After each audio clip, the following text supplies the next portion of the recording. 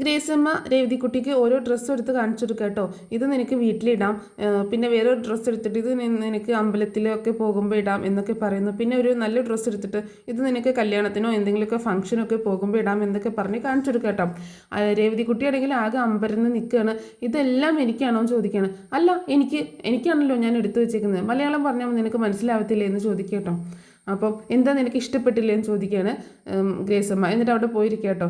രേവതിക്കുട്ടി ആകെ വിങ്ങി പൊട്ടി ഇങ്ങനെ നിൽക്കുക കേട്ടോ. എന്നിട്ട് പറയുന്നുണ്ട്, കരഞ്ഞുകൊണ്ട് പറയുന്നുണ്ട്, ഞാനും അലീന ചേച്ചിയും ഓരോ വീടുകളും കയറി ഇറങ്ങി കിട്ടുന്ന പഴയ ഡ്രസ്സുകളാണ് ഇട്ടിട്ടുള്ളത്, ഇതുവരെ പുതിയ ഡ്രസ്സുകളൊന്നും ഇട്ടിട്ടില്ല എന്നൊക്കെ പറയണം. ഇതൊക്കെ നിനക്ക് ഇഷ്ടപ്പെട്ടില്ലേ എന്ന് ചോദിക്കുകയാണ് ഗ്രേസമ്മ. ആന്ന് പറയാം കേട്ടോ, ഭയങ്കര സങ്കടത്തോടെ. എന്നാൽ നീ അതൊക്കെ കൊണ്ടുപോയി റൂമിൽ വെക്കുക എന്ന് പറയണം. അങ്ങനെ രേവതിക്കുട്ടി ആ ഡ്രസ്സുകളൊക്കെ കവറിലാക്കിയിട്ട് തന്നെ റൂമിലേക്ക് പോകാൻ നിൽക്കുമ്പോൾ നിൽക്കുമെന്ന് പറയാം കേട്ടോ. എന്താണെന്ന് നോക്കി നിൽക്കുകയാണ് രേവതിക്കുട്ടി. അപ്പോൾ ഒരു കവർ കൂടി എടുത്തു കൊടുക്കുകയാണ്. അതിൽ കുറച്ച് മേക്കപ്പ് സാധനങ്ങളും ഹെയർ ആക്സസറീസും അങ്ങനെയുള്ള ഓർണമെൻറ്റ്സും സാധനങ്ങളൊക്കെ ആയിരുന്നു. ഇതൊക്കെ നിനക്കുള്ളതാണ് എന്നൊക്കെ പറഞ്ഞിട്ട് കൊടുക്കണം. അപ്പോൾ മാമച്ചായനെ നോക്കുന്നുണ്ട് രേവതിക്കുട്ടി. കൊണ്ടുപോക്കോ എന്ന് പറയണം മാമച്ചായന്. അങ്ങനെ കരഞ്ഞുകൊണ്ട് കണ്ണൊക്കെ തുടച്ചുകൊണ്ടാണ് രേവതിക്കുട്ടി മുകളിലേക്ക് കയറി പോണത്. ആ സമയത്ത് ഗ്രേസമ്മ പറയുന്നുണ്ട്, അവളുടെ ഒരു സന്തോഷം കണ്ടോ മാമച്ചായ, അവൾക്ക് ഇതുവരെ ഇങ്ങനെ ആരും മേടിച്ചു കൊടുത്തിട്ടില്ല എന്ന് പറയും കേട്ടോ. നിനക്ക് അവൾക്ക് ഇങ്ങനെ മേടിച്ചു കൊടുക്കാൻ നിനക്ക് തോന്നിയത് ഏതായാലും നന്നായി എന്ന് പറയണം മാമച്ചായൻ. അങ്ങനെ അവർ ചായയൊക്കെ കുടിച്ച് കപ്പ് അവിടെ ഇങ്ങനെ വെക്കുന്ന സമയത്താണ് രേവതിക്കുട്ടി നല്ല പാർട്ടി വെയർ ഡ്രസ്സ് ഇട്ടുകൊണ്ട് താഴേക്ക് ഇറങ്ങി വരുന്നത് കേട്ടോ. രേവതിക്കുട്ടി ആ ഡ്രസ്സ് ഇട്ടുകൊണ്ട് വരുന്നത് കണ്ടിട്ട് മാമച്ചായനും ഗ്രേസിമയും ഇങ്ങനെ സന്തോഷത്തോട് കൂടിയിട്ട് നോക്കുക കേട്ടോ. അങ്ങനെ രേവതിക്കുട്ടി അവിടെ താഴെ വന്നിട്ട് അവരുടെ മുന്നിൽ ഇങ്ങനെ നാണിച്ച് വിരലൊക്കെ കടിച്ചുകൊണ്ട് ഇങ്ങനെ നിൽക്കുകയാണ്. ആ സമയത്ത് ഗ്രേസിമ പറയുന്നുണ്ട്, ഇതിന് നിനക്ക് നന്നായിട്ട് ഇണങ്ങുന്നുണ്ട്, നല്ല ഭംഗിയുണ്ട് ഇട്ടുകൊണ്ട് വന്നിട്ട് എന്ന് പറയാം കേട്ടോ. അപ്പോൾ അവൾക്ക് നാണം വരികയാണ്. അപ്പോൾ അല്ലേ മാമച്ചായൻ ചോദിക്കുമ്പോൾ അതെ എന്നുള്ള രീതിയിൽ പറയണം മാമച്ചായൻ. അപ്പോൾ പെട്ടെന്ന് രേവതിക്കുട്ടി വീണ്ടും മുകളിലേക്ക് തന്നെ കയറി പോകാൻ നിൽക്കുന്ന സമയത്ത് അവിടെ നിൽക്കുമെന്ന് പറയാം കേട്ടോ. അപ്പം രേവതിക്കുട്ടി ആകെ എന്താന്ന് വിചാരിച്ച് നിൽക്കുകയാണ്. ഇങ്ങോട്ട് നീങ്ങി നിൽക്കടി എന്ന് പറഞ്ഞിട്ട് നീങ്ങി നിൽക്കുകയാണ്. അങ്ങനെ മാമച്ചായൻ അവളുടെ ഒരു ഫോട്ടോ എടുക്കുക കേട്ടോ ഫോണിൽ. അപ്പം ഇനി പൊക്കോന്ന് പറയണം. അങ്ങനെ രേവതിക്കുട്ടി ചിരിച്ച് കളിച്ചുകൊണ്ട് പെട്ടെന്ന് കയറി പോവാണ്. അപ്പോൾ ഗ്രേസമ്മ പറയുന്നുണ്ട്, കുട്ടിത്ത് ഇതുവരെ മാറിയിട്ടില്ല, പാവം ചിരിച്ച് കളിച്ച് നടക്കേണ്ട പ്രായമല്ലേ, നല്ല ഭംഗിയുണ്ടല്ലേ മാമച്ചായ എന്ന് പറയാട്ടോ ഫോട്ടോ ഒക്കെ കണ്ടിട്ട്. പിന്നീട് കാണിക്കുന്നത് നമ്മുടെ മനു കടപ്പാട്ടൂർ വീട്ടിലേക്ക് വരുന്ന കേട്ടോ. അപ്പം നമ്മളെല്ലാവരും കാണാൻ കാത്തിരുന്ന ഒരു രംഗമാണ് ഇനി വരാനായിട്ട് പോകുന്നത്. അങ്ങനെ മനു കാറിൽ നിന്ന് ഇറങ്ങിയിട്ട് കോളിംഗ് ബെല്ല് അടിക്കുക കേട്ടോ. അങ്ങനെ അലീന വന്ന് ഡോറ് തുറക്കുന്നത്. പെട്ടെന്ന് മനുവിനെ കണ്ടിട്ട് ഭയങ്കര സന്തോഷമാണ്. മനുവിനും അതുപോലെ തന്നെ അലീനയെ കണ്ടപ്പോൾ ഭയങ്കര സന്തോഷമൊക്കെ ഉണ്ട് കേട്ടോ. അപ്പം അലീന പറയുന്നുണ്ട്, ഞാനിപ്പോൾ ഓർത്തതേ ഉള്ളൂ മനുവേട്ടനായിരിക്കുമെന്ന് എന്ന് പറയാട്ടോ. മനുവേട്ടൻ വരുമെന്ന് അത് വെറുതെ പറയുന്നു, അല്ല സത്യമായിട്ടും ഞാൻ പറഞ്ഞത് സത്യമാണ്, മനുവേട്ടനായിരിക്കുമെന്ന് ഞാൻ ഓർത്തതേ ഉള്ളൂ എന്ന് പറയാട്ടോ. അങ്ങനെയല്ല, ഞാൻ വരുമെന്ന് തനിക്ക് അറിഞ്ഞതുകൊണ്ടാണ് താൻ അങ്ങനെ ഓർത്തത്. എന്താ പറഞ്ഞത് എന്ന് ചോദിക്കട്ടോ. അതായത് ഞാൻ വരുമെന്നുള്ളത് ഒരു ധാരണ എനിക്കുണ്ടല്ലോ, അപ്പോൾ അതിൻ്റെ ഒരു റഡാർ സിസ്റ്റം പോലെ അതിൻ്റെ ഒരു കണക്ഷൻ തനിക്ക് കിട്ടിയിട്ടുണ്ട്, അതുകൊണ്ടാണ് താൻ ഓർത്തത് എന്നുള്ള രീതിയിലൊക്കെ സംസാരിക്കട്ടോ. അപ്പം എൻ്റെ കാര്യം അങ്ങനെ റഡാറിൽ മനുവേട്ടന് കിട്ടുമെന്ന് ചോദിക്കുകയാണ്. പിന്നെ ഞാൻ കൊല്ലപ്പള്ളിയിൽ എത്തിയപ്പോഴേ എനിക്ക് കിട്ടി, ഇവിടെ ഇങ്ങനെ ഒരു അലീന കൊച്ചെന്ന് പറഞ്ഞൊരു കൊച്ചുണ്ടല്ലോ, അതിനെ കാണണ്ടേ എന്നൊക്കെ കിട്ടി എന്നൊക്കെ പറയാട്ടോ.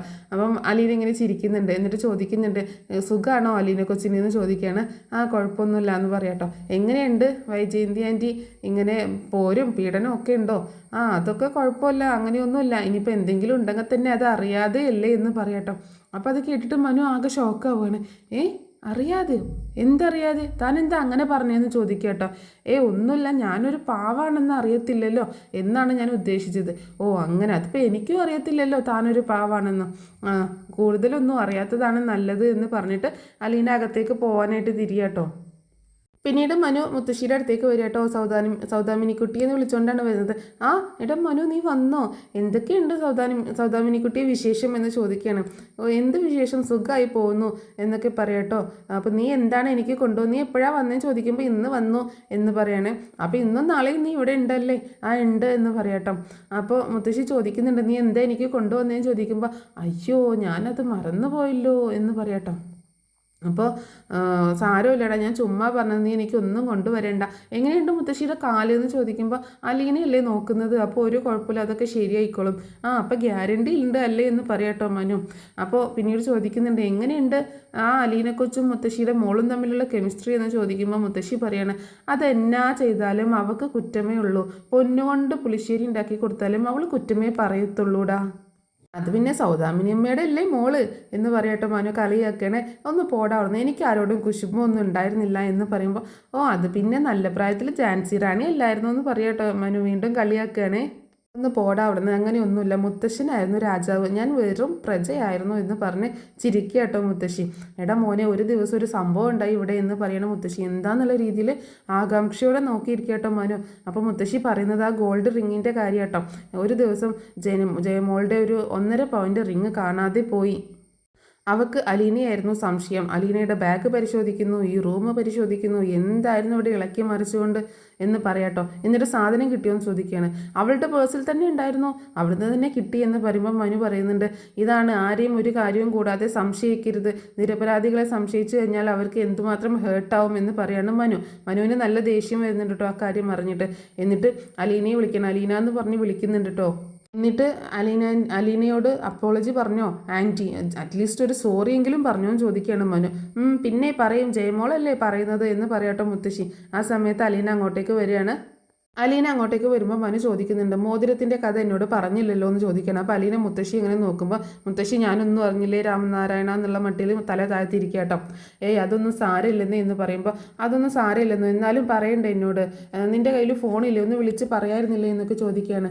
ഒരു ഫോണുണ്ട്, പക്ഷെ അത് മമ്മി ഉപയോഗിച്ചുകൊണ്ടിരുന്നതാണ്, ഞാൻ ചാർജ് ചെയ്യാൻ നോക്കി പക്ഷേ ചാർജ് കയറുന്നില്ല, എന്ന് നോക്കട്ടെ എന്ന് പറയാണ് മനു. അങ്ങനെ അലീന ആ ഫോൺ എടുത്ത് കൊടുക്കട്ടോ മനുവിന്.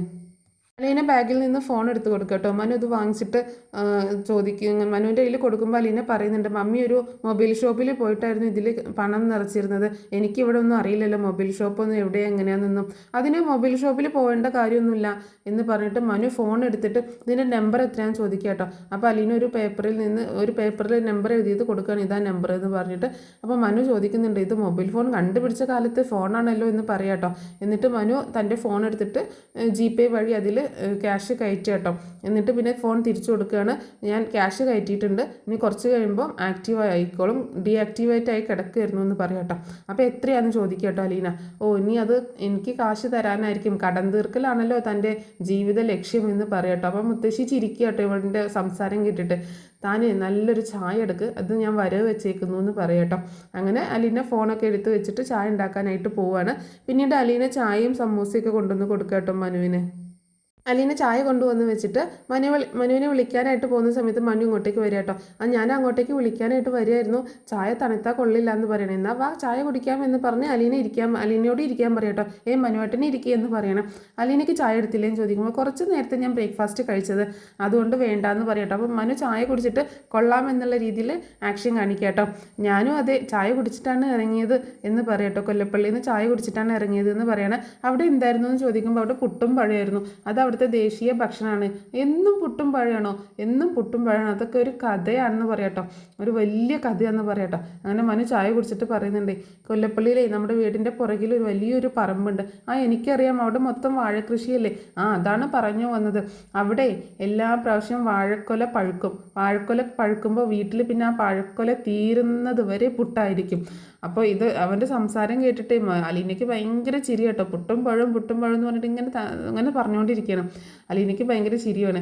എന്നാൽ ഈ ഒരു കൊല തീർന്നു കഴിഞ്ഞാൽ നമ്മൾ രക്ഷപ്പെട്ടു എന്ന് വിചാരിക്കും. പക്ഷേ അപ്പോഴേക്ക് അടുത്ത കൊല പഴുക്കും, പിന്നെ വീണ്ടും പുട്ടും പഴം അങ്ങനെ തന്നെയെന്ന് പറയാൻ അലീന ചിരിയോട് ചിരി കേട്ടോ. എന്നിട്ട് മനു പറയുന്നുണ്ട്, ഏറ്റവും കൂടുതൽ ഈ ലോകത്ത് പുട്ട് ഉൽപ്പാദിപ്പിക്കുന്നത് എവിടെയെന്ന് ചോദിച്ചാൽ ധൈര്യമായിട്ട് പറയാം, അത് കൊല്ലപ്പള്ളി കൈതക്കൽ മാളിക വീട്ടിലാണെന്ന് പറയാട്ടോ മനു. ഇതൊക്കെ കേട്ടിട്ട് അലീനയ്ക്ക് ചിരി നിർത്താൻ പറ്റുന്നില്ല കേട്ടോ മനുവിൻ്റെ സംസാരം കേട്ടിട്ട്. ഒരുപാട് ഓപ്ഷൻസ് ഉണ്ടാവും, തട്ടുകട, B ഹോട്ടൽ എന്നൊക്കെ പറഞ്ഞിട്ട്, പക്ഷെ ഒന്നും എഴുതരുത്, D കൊല്ലപ്പള്ളി വീട്, അത് തന്നെ എഴുതണം, അതാണ് കറക്റ്റ് ആൻസർ. അവർ ഗിന്നസ് ബുക്കിൽ കയറാൻ പോവാണ്, അവർ കൊണ്ടുപോയിട്ടുണ്ട് എന്നൊക്കെ പറയാട്ടോ. മനുവിൻ്റെ സംസാരം കേട്ടിട്ട് അലീനയ്ക്ക് ചിരി നിർത്താൻ പറ്റുന്നില്ല. മനുവിനോട് പറയുന്നുണ്ട്, മതി മനുവേട്ട, എനിക്ക് എൻ്റെ വയറ് വേദനിക്കുന്നു എന്ന് പറയാണ് അലീന. അപ്പോൾ അലീന ചോദിക്കുന്നുണ്ട്, ഞാൻ അവിടെ നിന്നപ്പോൾ ഇഡലിയും ദോശയും അപ്പം ഒക്കെ ഉണ്ടാക്കിയിരുന്നല്ലോ എന്ന് പറയാട്ടോ. അപ്പോൾ മനു പറയുന്നുണ്ട്, അതല്ലേ രസം, അന്ന് ജോലി എടുക്കാൻ ആളുണ്ടായിരുന്നു, അപ്പം അമ്മയ്ക്ക് കൽപ്പിച്ചാൽ മതിയായിരുന്നു, അലീന ഇന്ന് ഇഡലി നാളെ ദോശ മറ്റന്നാൾ അപ്പം എന്ന്. പക്ഷേ ഇപ്പം അങ്ങനെ ഇല്ലല്ലോ, അമ്മ തന്നെ ചെയ്യണ്ടേ എന്ന് പറയാട്ടോ. അത് കേട്ടിട്ടും അലീന ഇങ്ങനെ ചിരിക്കുകയാണ്. മനു അങ്ങനെ ചായ കുടിക്കുക കേട്ടോ. പിന്നീട് മനു പറയുന്നുണ്ട്, ഇപ്പോൾ നിനക്ക് കുറച്ച് റിലാക്സേഷൻ കിട്ടിയില്ലേ എന്ന് പറയാട്ടോ. എന്ന് പറയണ അലീന. അപ്പോൾ ഇനിയും ഞാൻ ഇടയ്ക്ക് ഇങ്ങനെ വരാം, അപ്പോൾ ഇതുപോലെ എന്തെങ്കിലുമൊക്കെ പൊട്ടത്തരങ്ങൾ പറയാം, അപ്പോൾ ഇതുപോലെ മനസ്സിലെ സങ്കടങ്ങളൊക്കെ ചിരിച്ച് തള്ളിയേക്കണം കേട്ടല്ലോ എന്ന് പറയണേ. അലീന തലകുലുക്കി സമ്മതിക്കുക കേട്ടോ. പിന്നീട് മനു പറയുന്നുണ്ട്, ഞാൻ ബാംഗ്ലൂരിൽ നിന്ന് എറണാകുളത്തേക്ക് ഒന്ന് ചാടാൻ നോക്കുകയാണ്. അപ്പോൾ ട്രാൻസ്ഫർ ആണോ എന്ന് ചോദിക്കുമ്പോൾ ട്രാൻസ്ഫർ ഒന്നുമില്ല, ഞങ്ങളുടെ കമ്പനിയിൽ അങ്ങനെയൊന്നുമില്ല, വേറൊരു കമ്പനിയിലേക്ക് ചാടണം എന്ന് പറയാട്ടോ. അപ്പോൾ എറണാകുളത്ത് എന്ന് പറഞ്ഞ ചോദിക്കുമ്പോൾ ഇൻഫോ പാർക്കിൽ എന്ന് പറയാട്ടോ. അവിടെ വേറെ ഏതെങ്കിലും കമ്പനിയിൽ കയറണം, പക്ഷേ സാലറി കുറവായിരിക്കും ബാംഗ്ലൂരിനെ സംബന്ധിച്ച്, എന്നാലും ഇടയ്ക്ക് വീട്ടിൽ വന്ന് പോകാം എന്ന് പറയാട്ടോ. അലീന എന്ത് പറയുന്നു എന്ന് ചോദിക്കുകയാണ്. അയ്യോ ഞാൻ എന്ത് പറയാൻ, എനിക്കതിനെ പറ്റിയൊന്നും അറിയത്തില്ല എന്ന് പറയണേ. അപ്പോൾ മനു പറയുന്നുണ്ട്, ഒന്നുകിൽ വരണം എന്ന് പറയാം, അല്ലെങ്കിൽ വരണ്ട എന്ന് പറയാം എന്ന് പറയാട്ടോ. അതൊക്കെ പറയാൻ ഞാനാരാ, ഞാൻ ഇവിടെ ജോലിക്ക് നിൽക്കുന്ന വെറും ഒരു അനാഥ പെണ്ണല്ലേ എന്ന് പറയാണ് അലീന. അപ്പോൾ എന്തോ ഇങ്ങനെ ആലോചിച്ചിരിക്കുക കേട്ടോ മനു. മനുവിൻ്റെ ഉള്ളിൽ ഒരു ഇഷ്ടമൊക്കെ ഉണ്ട്, പക്ഷെ അതൊന്നും തുറന്ന് പറയുന്നില്ല. ഓക്കെ എന്നാൽ ഞാൻ പോട്ടെ എന്ന് പറഞ്ഞിട്ട് മനു എഴുന്നേൽക്കുകയാണ്. സമോസ കഴിച്ചില്ലല്ലോ എന്ന് ചോദിക്കുമ്പോൾ സമോസ എനിക്കിപ്പോൾ വേണ്ട, ഞാൻ പിന്നെ വരും, അപ്പോൾ എന്തെങ്കിലുമൊക്കെ കഴിക്കാം, ഇനിയും വരുമല്ലോ എന്ന് പറയണം. അപ്പോൾ ഇന്ന് പോവോ ബാംഗ്ലൂരിലേക്ക് എന്ന് ചോദിക്കുമ്പോൾ ഇന്ന് പോവില്ല, നാളെ രാവിലെ പോവും എന്ന് പറയാണ് മനു. അങ്ങനെ അവർ പോവുക കേട്ടോ. അങ്ങനെ പോകുമ്പോൾ ഫോണിപ്പോൾ ശരിയായിട്ടുണ്ടാകും. ഞാൻ പോവാണ്, എന്തെങ്കിലും പ്രശ്നമുണ്ടെങ്കിൽ വിളിക്കണം കേട്ടോ എന്ന് പറയാട്ടോ അലീനയോട്. ഓക്കെ എന്ന് പറയണം, എന്നാൽ പോട്ടെ എന്ന് പറഞ്ഞിട്ട് അലീന തല കുലുക്കട്ടോ. അങ്ങനെ മനു കാറിൽ കയറാൻ നേരത്തും വീണ്ടും അലീനയോട് തല കൊണ്ട് കാണിക്കുന്നുണ്ട് കേട്ടോ. ഭയങ്കര സന്തോഷത്തോടു കൂടിയിട്ട് തന്നെയാണ് അലീന മനുവിനെ യാത്രയാക്കുന്നത്. അങ്ങനെ മനു പോവുകയാണ്. പിന്നീട് കാണിക്കുന്നത് രാത്രിയിൽ മാമച്ചാനും ഗ്രേസുമയും ഭക്ഷണം കഴിക്കാനായിട്ട് ഇരിക്കട്ടോ. അപ്പോൾ രവതിക്കുട്ടി അവർക്ക് വിളമ്പി കൊടുക്കുന്നുണ്ട്. അപ്പോൾ നീ കഴിക്കുന്നില്ലേന്ന് ചോദിക്കുകയാണ് ഗ്രേസുമ്മ. ഞാൻ പിന്നെ കഴിച്ചോളാം എന്ന് പറയാട്ടോ. അപ്പോൾ മാമച്ചാൻ ചോദിക്കുന്നുണ്ട്, അതെന്താ ഇപ്പം കഴിച്ചാലോ എന്ന് ചോദിക്കുമ്പോൾ ഞാൻ കുറച്ച് കഴിഞ്ഞിട്ട് കഴിച്ചോളാം എന്ന് പറയാട്ടോ. അപ്പോൾ ഗ്രേസുമ്മ പറയുന്നുണ്ട്, നമ്മൾ കഴിച്ച് കഴിഞ്ഞിട്ട് കഴിക്കാനാണ് അവൾക്ക് എന്ന് പറയാണ്. ഞങ്ങൾ കഴിച്ച് കഴിഞ്ഞിട്ട് വെട്ടി വിഴുങ്ങാനായിരിക്കും അല്ലേ എന്ന് ചോദിക്കുമ്പോൾ അതേ എന്ന് പറയാട്ടോ രവതിക്കുട്ടി കുറച്ച് തൻ്റെ ഇടത്തോട് കൂടിയിട്ട് മാമച്ചാനോട്. നീ എന്തൊക്കെയാണ് കഴിക്കുന്നത്, ഞങ്ങൾ പോയി കഴിഞ്ഞിട്ട് ചോദിക്കുമ്പോൾ ഞാൻ 12 ചപ്പാത്തി കഴിക്കും, 1/2 കിലോ ബീഫ്, ഹാഫ് ചിക്കൻ, അങ്ങനെ കുറേ ചോറൊക്കെ കഴിക്കുമെന്ന് പറയാട്ടോ. എൻ്റെ മാമച്ചായ നമ്മൾ പോയി കഴിഞ്ഞിട്ട് നമ്മൾ കഴിച്ചതിൻ്റെ ബാക്കി കഴിക്കാനാണ് അവൾ ഇരിക്കുന്നത് എന്ന് പറയട്ടെ. ഇവളോട് എത്ര പറഞ്ഞാലും ഇവൾ കേൾക്കത്തില്ല, അങ്ങനെ ചെയ്യരുത് എന്ന് പറയുമ്പോൾ രവതിക്കുട്ടി പിന്നെ എൻ്റെ അപ്പുറത്ത് വന്നിട്ട് പറയുന്നുണ്ട്, അത് ഇങ്ങനെ ഫുഡ് വേസ്റ്റ് ആക്കുന്നത് കാണുമ്പോൾ ഭയങ്കര വിഷമം തോന്നും, ഞങ്ങളൊക്കെ എന്തോരം അങ്ങനെ ഫുഡിന് വേണ്ടിയിട്ട് കൊതിച്ചതാ എന്നൊക്കെ പറയുമ്പോൾ നീ ഇരുന്ന് കഴിക്കി, ഞങ്ങൾ ഇനി ഫുഡ് വേസ്റ്റ് ആക്കുന്നില്ല പോരെ എന്ന് പറയണേ. അങ്ങനെ രവതിക്കുട്ടി ഫുഡ് എടുത്ത് കഴിക്കാൻ തുടങ്ങുക കേട്ടോ. രവതിക്കുട്ടി ഭക്ഷണമൊക്കെ പ്ലേറ്റിൽ വിളമ്പിയിട്ട് കിച്ചണിലേക്ക് തന്നെ പോകുക കേട്ടോ. ആ സമയത്ത് ഗ്രേസമ്മ അന്ത വിട്ടിട്ട്, നീ ഇതെങ്ങോട്ടാണ് പോകുന്നത്, ഞാൻ അവിടെ പോയിരുന്ന് കഴിക്കാനോ, നിന്നോട് എത്ര തവണ പറഞ്ഞാലും ഈ കൊച്ചിന് മനസ്സിലാവത്തില്ലല്ലോ, നീ എന്തിനാ അവിടെ പോയിരുന്ന് കഴിക്കുക, നീ എങ്ങനെ കഴിക്കും, ഞാൻ ആ സ്ലാബിൽ വെച്ചിട്ട് നിന്ന് കഴിക്കും, നിന്നോണ്ടാണോ ഫുഡ് കഴിക്കുന്നത്, നിന്നോട് എത്ര തവണ പറഞ്ഞിട്ടുണ്ട് ഇവിടെ വന്നിരുന്ന് കഴിക്കാൻ, എന്നാൽ ഞാൻ നിങ്ങൾ കഴിച്ചിട്ട് കഴിച്ചോളാം, അതൊന്നും പറ്റത്തില്ല, ഇപ്പോൾ ഇവിടെ വന്നിരുന്ന് കഴിക്കും എന്ന് പറയാട്ടോ. അങ്ങനെ അവിടെ വന്നിരുന്ന് കഴിക്കാനായിട്ട് നിർബന്ധിക്കണം. അങ്ങനെ രവതിക്കുട്ടി മടിച്ച് അവിടെ വന്ന് നിൽക്കുമ്പോൾ ഇവിടെ ഇരിക്കടി എന്ന് പറയുമ്പോൾ നിങ്ങളുടെ ഒപ്പം ഇരിക്കാനോ, ഞാൻ പിന്നെ കഴിച്ചോളാം, ഒപ്പം ഇരുന്നാൽ എന്താ ഞങ്ങളുടെ അന്തസ്സും അഭിമാനമൊക്കെ ഇടിഞ്ഞ് താഴേക്ക് പോവോ, അതൊക്കെ നീയാണോ താങ്ങി പിടിച്ച് നിൽക്കുന്നത്, അവിടെ ഇരുന്ന് കഴിക്കടി എന്ന് പറയാട്ടോ. അങ്ങനെ രവതിക്കുട്ടി കുറച്ച് ദൂരെയുള്ള കസേരയിൽ ഇരിക്കുമ്പോൾ അവിടെയല്ല ഇവിടെ അടുത്തേക്ക് ഇരിക്കുമെന്ന് പറയട്ടോ ഗ്രേസമ്മ. അങ്ങനെ അടുത്തുള്ള കസേരയിൽ ഇരുന്നിട്ട് പ്ലേറ്റ് താഴെ വെക്കാൻ മടിച്ച് നിൽക്കുമ്പോൾ ആ പ്ലേറ്റ് താഴെ വെച്ച് കഴിക്കടി എന്ന് പറയാട്ടോ. അങ്ങനെ ആ പ്ലേറ്റ് താഴെ വെച്ച് നോക്കുമ്പോൾ അതിലാകെ ഇച്ചിരി ചോറും ഒരു ചപ്പാത്തിയും കുറച്ച് കറിയും മാത്രമേ ഉള്ളൂ കേട്ടോ. അപ്പോൾ ചിക്കൻ എടുക്കുന്നില്ലേന്ന് ആദ്യം തന്നെ ഗ്രേസമ്മ ചോദിച്ചപ്പോൾ ഇല്ലയെന്ന് പറഞ്ഞായിരുന്നു കേട്ടോ. കാരണം ചിക്കൻ അവർ കഴിക്കട്ടെ എന്ന് കരുതിയിട്ടാണ് ഗ്രേസമ്മ നല്ലൊരു ചിക്കൻ്റെ ലെഗ് പീസ് എടുത്തിട്ട് അവളുടെ പ്ലേറ്റിലേക്ക് വെച്ച് കൊടുക്കുകയാണ്. കഴിക്കുകയെന്ന് പറയാണ്.